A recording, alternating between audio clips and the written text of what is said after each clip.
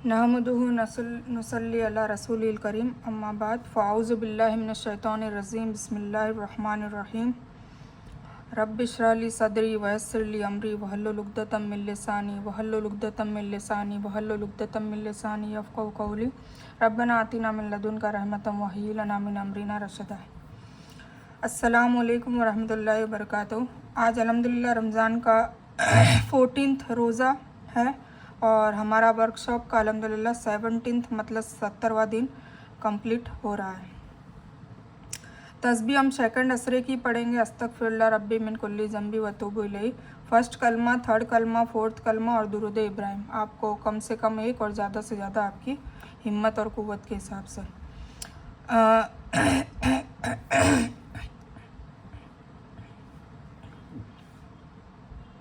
आज की हदीस है रिज़र रब्बी फ़ी रिजाल वालिद। ठीक है, कल हमने माँ के हिसाब से मतलब अपनी वालिदा के हिसाब से हमने एक हदीस सुनी थी कि माँ के कदमों के नीचे जन्नत है।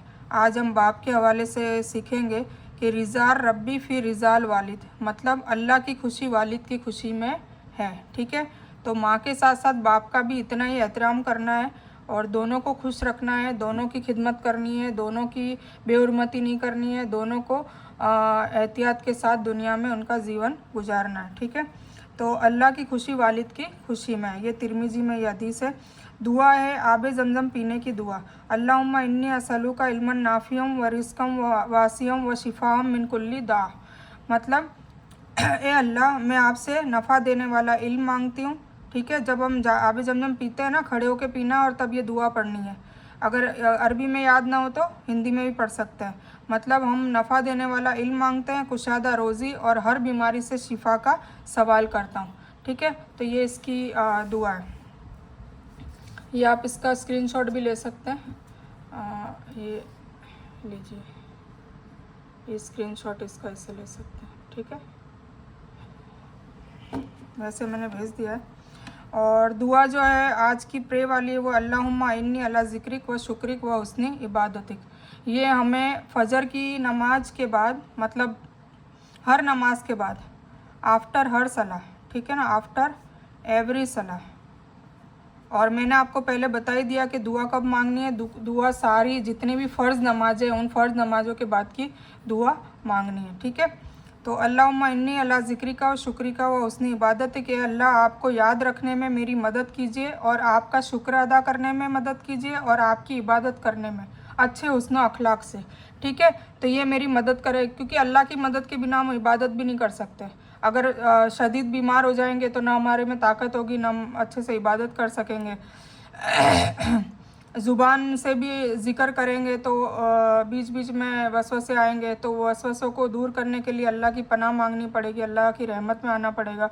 तो सारी चीज़ें मतलब अल्लाह उसमें हमें रहमत में ढाँप लेगा तो ही हम कर सकते हैं। ठीक है, तो ये दुआ सबसे बेहतरीन दुआ है, हर नमाज के बाद पढ़नी चाहिए। अल्लाहुम्मा इन्नी अला ज़िक्री का शुक्री का उसने इबादत। आप ज़िक्री का, शुक्री का और इबादती का भी पढ़ सकते हैं और ज़िक्रिक, शुक्रिक और इबादतिक भी पढ़ सकते हैं। ठीक है, आज हम सूरह कारिया लेंगे और फिर नुज़ुल कुरान का मकसद पढ़ेंगे।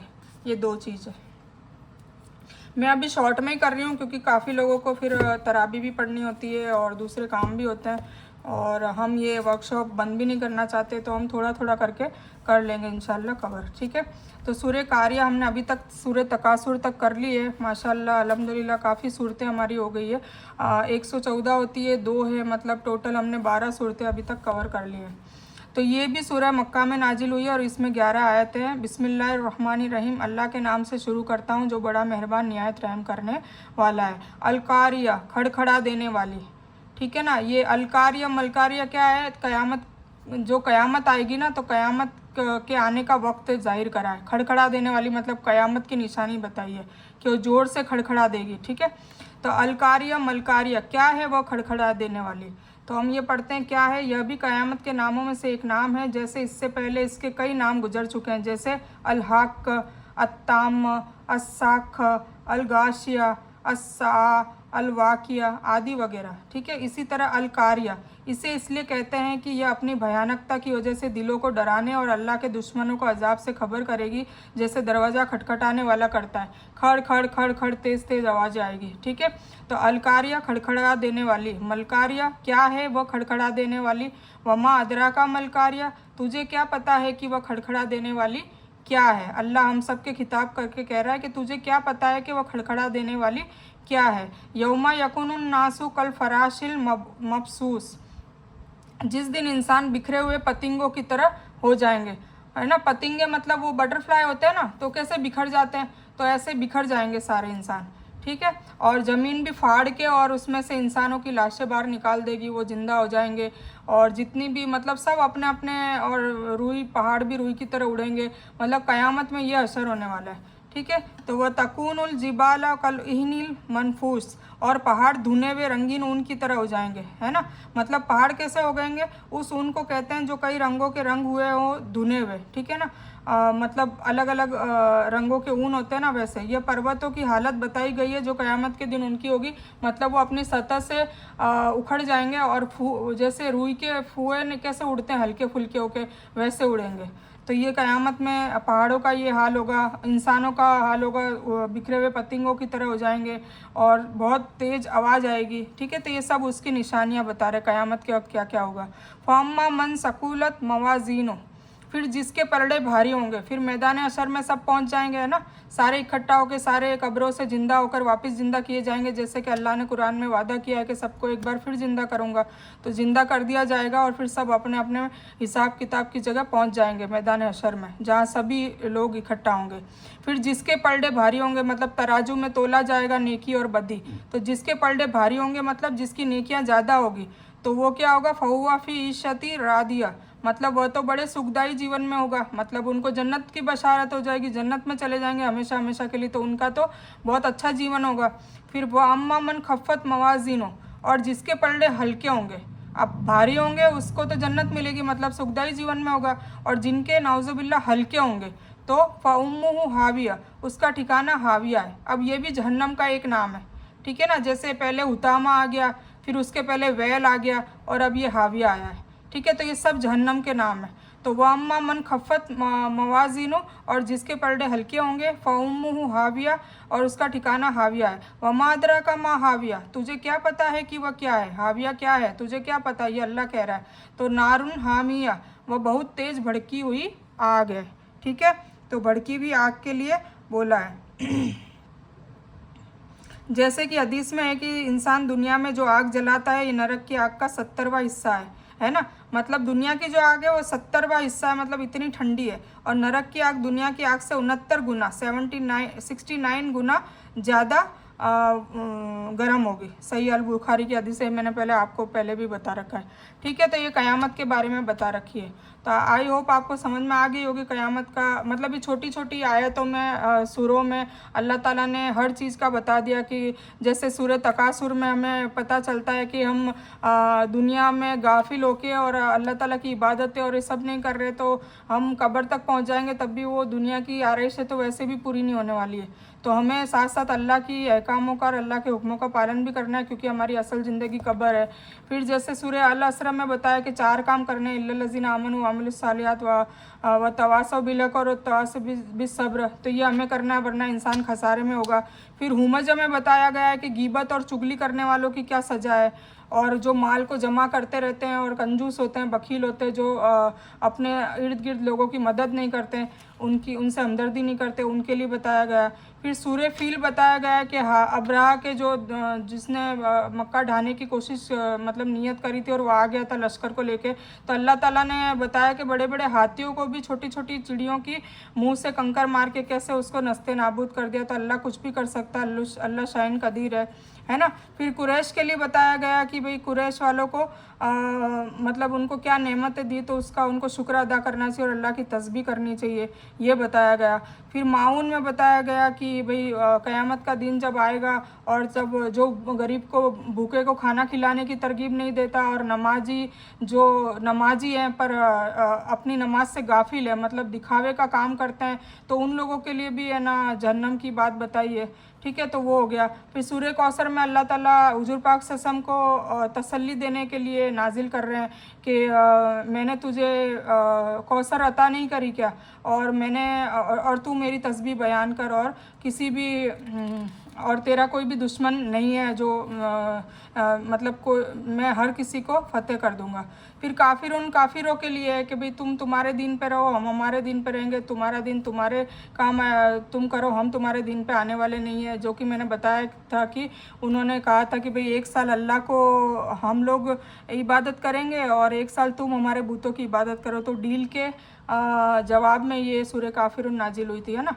फिर सूरह नस्र जो है तो उसमें अल्लाह ताला जो फतेह हुई थी उसके लिए खुशखबरी देने के लिए नाजिल करता है कि इजाजा नसरुल्लाहि वल फतह, मतलब जब फ़ौज दर फ़ौज लोग है ना इस धर्म में जब मतलब मुसलमान बन रहे थे, झुंड के झुंड आ रहे थे, तो बस उसमें आप तौबा करते रहो और अल्लाह की तारीफ़ करते रहो और तस्बीह करते रहो। जब भी मतलब अच्छी आपको नेमत मिले, तो नेमत का बताया ऐसा बता के कि जब भी आपको अच्छी नेमत मिले तो उसका शुक्र अदा करें और अल्लाह के सजदे में और गिर जाए, ना कि इतराने लगे, ठीक है ना। तो वो बताया। सूरतुल लहब में हुजूर पाक सल्लल्लाहु अलैहि वसल्लम का जो चाचा था अबू लहब, उसके बारे में उसकी सरकशी और उसकी बीवी की शैतानी जो चालें थी, उसके चक्कर में ये उसको उस पे लानत इस अबू लहब पे लानत बरसाने के लिए ये सूरह नाजिल की गई थी। और फिर लास्ट में होती है कि सूरह इखलास वो अल्लाह ताला ने खुद के लिए नाजिल करी, खुद की वहदानियत बताने के लिए, खुद की तारीफ़ के लिए, कि कह दीजिए कि अल्लाह एक है, वह बेनियाज है और ना उससे किसी ने पैदा किया, ना वो किसी से पैदा किया हुआ है, और उसका जैसा कोई नहीं, उसका हमसर कोई नहीं। और फलक और नास जो है वो हम वसवसे के लिए पढ़ते हैं, और इसको मौज़तैन भी कहा जाता है, और जादू टोने और नजर बद के लिए भी ये पढ़ी जाती है। तो मैंने ये सारी आपको शॉर्टकट में एक वापस याद दहानी करा दी ताकि आप लोगों को याद रहे कि कौन सी सूरह क्यों नाजिल हुई है, ठीक है ना। हर सूरह का एक मकसद है, तो ये डराने के लिए भी आई है ताकि अल्लाह का खौफ भी हो और अल्लाह से हम मतलब मायूस भी ना हो। तो ये सारी चीज़ें हमें इसलिए याद दहानी कराती है कि भाई हम अल्लाह से खौफजदा रहेंगे तो गुनाह नहीं करेंगे, और हम अच्छी ज़िंदगी जिएंगे, अच्छे अखलाक वाली ज़िंदगी जिएंगे, फसाद नहीं करेंगे, चुगली नहीं करेंगे, गिबत नहीं करेंगे, लोगों को हैरान नहीं करेंगे, लोगों की ज़िंदगियों में आसानियाँ बनाने की कोशिश करेंगे, उनको नफ़ा बख्श इल्म देने की कोशिश करेंगे, उनको नफ़ा पहुँचाने की कोशिश करेंगे, चाहे हमारे माल से, चाहे हमारी जान से, चाहे हमारे हाथ पाँव से, चाहे हमारी आँखों से, चाहे ज़ुबान से।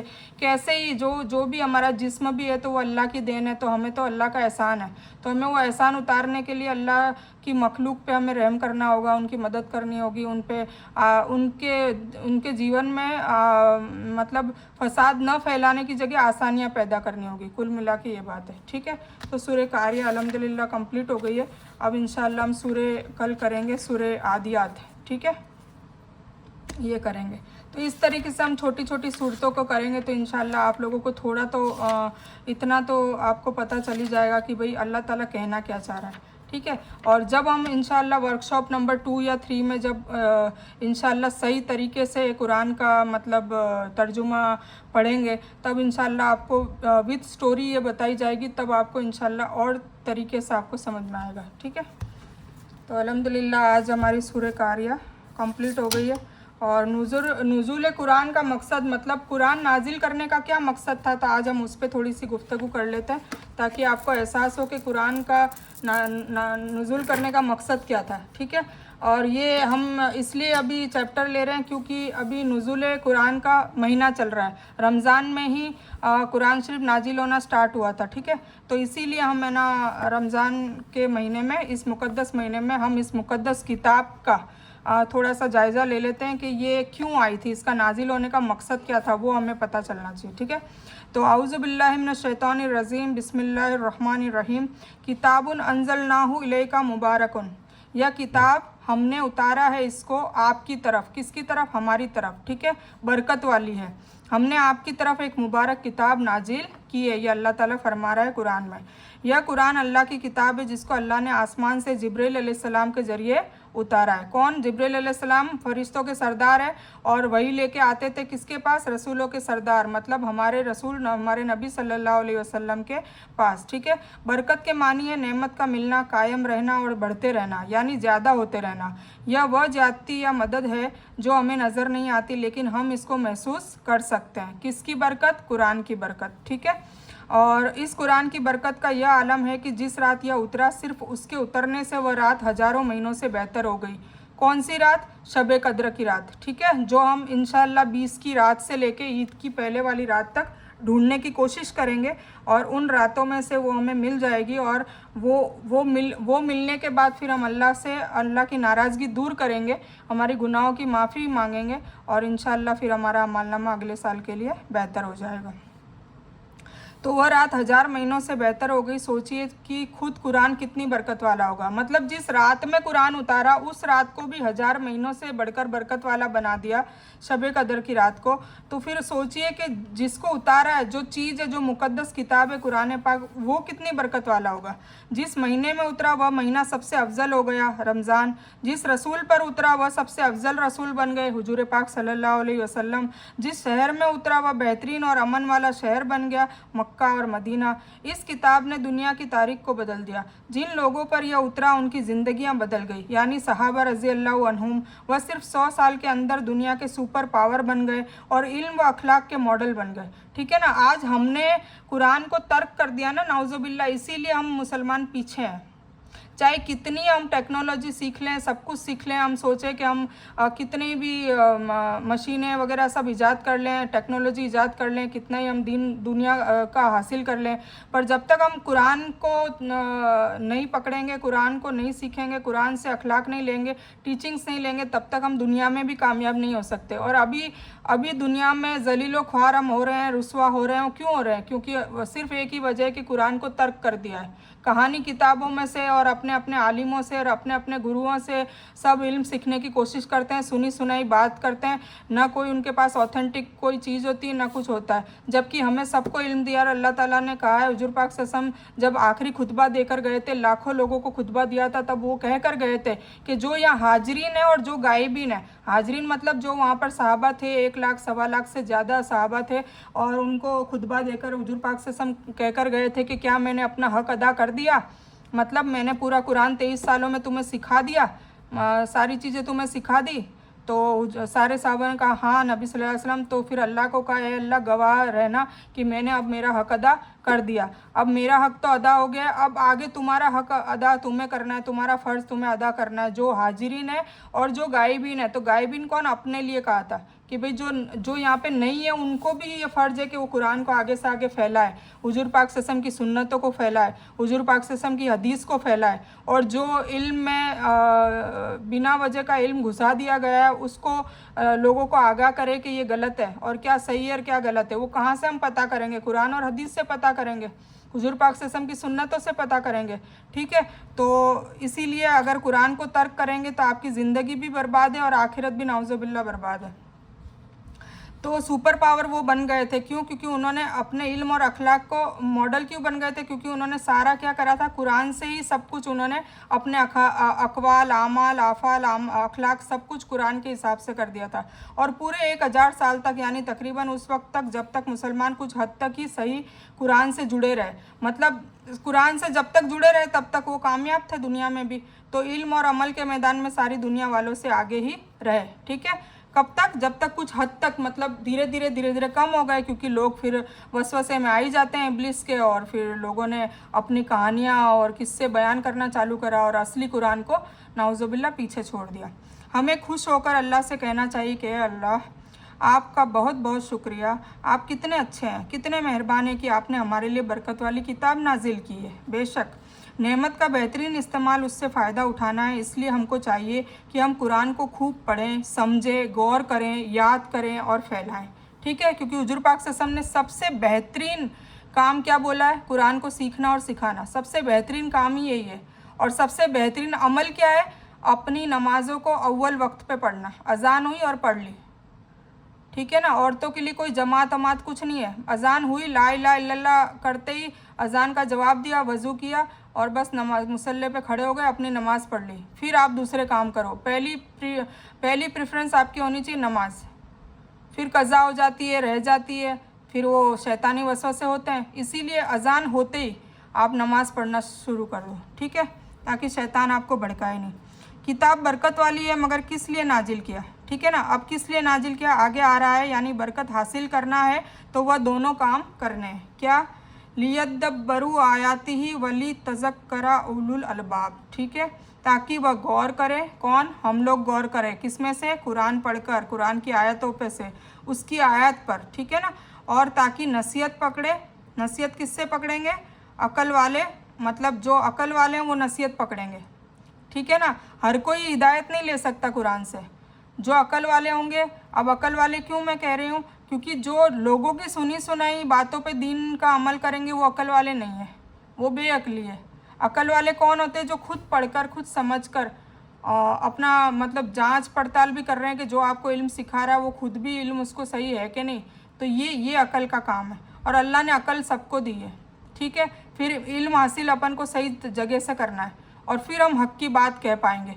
वरना हम सोच रहे हैं कि हक़ की बात है पर वो हक़ नहीं होगा, नाहक बात होगी, तो हमें उसका उल्टा गुनाह पड़ेगा और हमारी ज़िंदगी में परेशानियां भी आएगी। और हम ये सोचेंगे कि हम तो सब कुछ अल्लाह के हिसाब से कर रहे हैं, आज दिन तक किसी का दिल भी नहीं दुखाया, आज दिन तक कुछ बुरा भी नहीं करा, और फिर भी हमारे साथ ये परेशानियां खड़ी हो रही है दुनिया में। क्यों हम इतने परेशान हो रहे हैं? तो अपने परेशानियों का जायज़ा लें कि भाई क्यों हो रहा है। क्योंकि कुरान पाक को तर्क कर दिया, सिर्फ अरबी में पढ़ते हैं और पढ़ने का हुक्म देते हैं, उसको ना तो खुद सीखते हैं, ना खुद समझते हैं, ना औरों को तरगीब दिलाते हैं, ताकि वह गौर करे उसकी आयत पर, और ताकि अकल वाले ही नसीहत पकड़ें। आयत के दो मानी है, कुरान की आयत और निशानी। मतलब एक आयत तो है कुरान की खुद की आयत, जैसे ये आयत है, ठीक है, और एक निशानी मतलब अल्लाह ने पहाड़ बनाए, समुद्र बनाए, मछलियाँ बनाई, जीव जंतु बनाए, पेड़ बनाए, पौधे बनाए, हरियाली बनाई, तालाब बनाए। तो ये जितनी भी निशानियाँ, उस निशानी से भी हमें अल्लाह की जो कुदरत है उसका नज़ारा देख के और अल्लाह की हिकमत समझनी चाहिए, ठीक है, कि ये सब चीज़ें क्यों बनाई, अपने लिए बनाई, तो उसका शुक्र अदा करें। और हम भी लोगों पे, जैसे अल्लाह ने हम पे सिला रहमी करी और हमारा सारी आरइशों की ज़रूरतें पूरी कर रहा है, इसी तरह हमें भी लोगों की ज़रूरतें पूरी करनी है और सिला रहमी करनी है। गौर व फिक्र करना क्या होता है? जिस तरह साइंस और हिसाब की किताब को बार बार गौर से पढ़ते हैं, अखबार की तरह नहीं, गौर व फिक्र करने के लिए ज़रूरी है कि हम इस किताब की अज़मत को पहले तो समझें।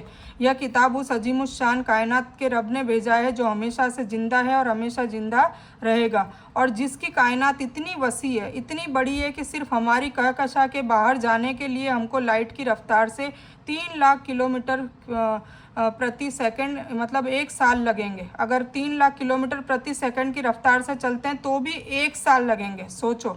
उसने सातों आसमानों के ऊपर से जिब्रील अलैहिस्सलाम जैसे ज़बरदस्त फरिश्ते के ज़रिए इस कायनात के सबसे अजीमुश्शान इंसान यानी मोहम्मद सल्लल्लाहु अलैहि वसल्लम पर नाजिल किया। देखिए, मैं भूल गई आपको बताना, वैसे अक्सर मैं बताती हूँ पर पता नहीं क्यों भूल गई कि जब भी मोहम्मद का नाम आए तो आपको सल्लल्लाहु अलैहि वसल्लम मन में कहना ही है, ठीक है। उनकी बेअत भी होगी, वरना ये लक़ब आपको हमेशा जब भी हुजूर पाक सल्लल्लाहु अलैहि वसल्लम का नाम सुने तो आपको भी सल्लल्लाहु अलैहि वसल्लम मतलब छोटी सी दुरूद उन पे हाथों हाथ भेजनी है। नसीहत हासिल करना, कुरान में जो बातें बताई गई है उस पर अमल करना ही नसीहत हासिल करना है। मसलन अगर आप किसी बच्चे से कहें कि इम्तिहान की तैयारी करो वरना फ़ेल हो जाओगे, अगर वह तैयारी करता है तो गोया उसने नसीहत हासिल की, यानी उसने आपकी बात पर अमल किया। जैसे हम इम्तिहान में, जैसे कोई भी डिग्री लेनी हो तो उसके लिए उसकी किताबें पढ़नी पड़ती है हमें साल भर, और फिर एग्ज़ाम देते हैं, फिर पास होना पड़ता है। इसी तरह यह एक वाहिद किताब है जो मैं बार बार कह रही हूँ कि जन्नत को हासिल करने के लिए और दोजक और कब्र के अजाब से निजात पाने के लिए एक वाहिद किताब है जो कुरान है। तो इसका भी हमें बेशक इससे नसीहत लेनी चाहिए और इसको सीखना चाहिए और गौर व फिक्र करनी चाहिए, और ख़ुद भी बचें अल्लाह के अजाब से और लोगों को भी बचाएँ। कुरान से हमारा ताल्लुक़ डायरेक्ट, कुरान अल्लाह की किताब है, यह अल्लाह का कलाम है, इसमें अल्लाह हमसे मुखातब होता है। यह कोई बेजान किताब नहीं है, ये ज़िंदा किताब है। हकीकत में ये ज़िंदा किताब है। हकीकत में कई बार मैं खुद ऐसे, जैसे कभी कोई ऐसे मसले होते हैं मेरे और बस मैं परेशान हो जाती हूँ, तो बस ये ऐसे खोलती हूँ। तो आप यकीन मानिए क्या मौजूजा होता है कि जो सवाल होता है वो इसी पेज में आ जाता है, उसी पेज में अल्लाह खुद जवाब देता है। मतलब ये किताब खुद जवाब देता है। ये इतनी मतलब जिंदा किताब है और मौजूजे वाली किताब है। बस ये है कि इसका हक अदा करें और इससे जितना इससे प्यार होना चाहिए इतना प्यार करें, तो इंशाल्लाह ये अपन से भी प्यार करने लगेगी। इसलिए कि जब हम कुरान पढ़ते हैं या सुनते हैं तो यकीनन अल्लाह देख रहा होता है कि हम उसके कलाम को सुनकर या पढ़कर क्या करते हैं, क्या इरादे करते हैं, या फिर कुछ परवाह भी नहीं करते कि अल्लाह ने क्या कहा है, कोई मतलब नहीं है। तो जब हम अरबी पढ़ेंगे तो यही होगा ना, भले हम मुंह से ना बोलें कि हमें कोई परवाह नहीं है या मतलब नहीं है अल्लाह के हुक्मों की, नाउज़ुबिल्लाह, पर हमारे अमाल से तो पता चलता है ना। पता कैसे चलता है? जैसे हम अरबी में पढ़ रहे तो हमें क्या पता चल रहा है। अभी जैसे कि मैं इंस्टेंटली मुझे याद आया, मैंने जैसे कि पिछली वीडियो में कहा था कि मैं सभी से कॉल करके फीडबैक लूँगी वर्कशॉप का क्या फ़ायदा हुआ। तो ये बात इसीलिए याद आई, इसलिए मैं याद दिला रही हूँ, आपको बीच में बता रही हूँ काट के। तो कुछ लोगों ने कहा कि अल्हम्दुलिल्लाह मुझे अच्छा भी लगा सबसे बात करने में, नेगेटिव किसी ने नहीं कहा, सबने पॉजिटिव कहा अल्हम्दुलिल्लाह। अभी तो मैंने 7 लोगों से ही बात करी, फिर धीरे धीरे मैं औरों से भी करूँगी। तो इंस्टेंट 7 लोग जो थे मैंने उनसे बात करी, तो अल्हम्दुलिल्लाह किसी ने कहा कि हमारी नमाज़ें पूरी नहीं हम पढ़ पाते थे, पर अल्हम्दुलिल्लाह नमाज़ पढ़ने लग गए। किसी ने कहा मेरे ज़ुबान पर ज़िक्र नहीं रहता था, पर अब अल्हम्दुलिल्लाह ज़िक्र रहने लग गया। कोई कहता है कि है ना मुझे दीन के बारे में इतना कुछ पता ही नहीं था, जो अब पता लगा है और मेरे दिल को सुकून आने लग गया, सकीनत आने लग गई अल्हम्दुलिल्लाह। तो ये सुनकर भी बहुत अच्छा लगा। किसी ने कहा कि भाई आप हमारे वो बच्चों की भी परवाह करने लग गए, अब सब समझने लग गए कितना अजाब है ये है, तो हमारे बच्चों की हम परवरिश कैसे करें, उनको दीन कैसे समझाएं, तो आप इसके लिए प्रोग्राम करें। तो ये सुन के भी अच्छा लगा। और मेन मकसद जिसके लिए मैं ये बता रही थी वो मैं आप बता रही हूँ कि उन्होंने कहा कि मैं नाम नहीं बताऊँगी, सबका अलग अलग था और सब बहुत ही खुश हो रहे थे और दिल से दुआ भी दे रहे थे अल्हम्दुलिल्लाह। तो वो उन्होंने कहा कि मुझे तो पता ही नहीं था कि अबू लब हुजूर पाक सल्लल्लाहु अलैहि वसल्लम का चचा था और इतना ख़राब था, कि इतने बद अखलाक वाला था कि उसने इतना परेशान करा। तो जब हम कुरान को, मैं इसीलिए बता रही हूँ कि जब हम कुरान को अपनी लैंग्वेज में समझेंगे ही नहीं, तो सोचिए जिन्होंने कहा है उनकी तकरीबन उम्र हो गई होगी 50 साल, ठीक है। तो 50 साल में उनको अभी तक ये भी नहीं पता कि उनके चचा का नाम, देखिए बुरा मत मानना मैं किसी का नाम नहीं ले रही, पर मैं खुश हो रही हूँ कि मतलब हम ये जो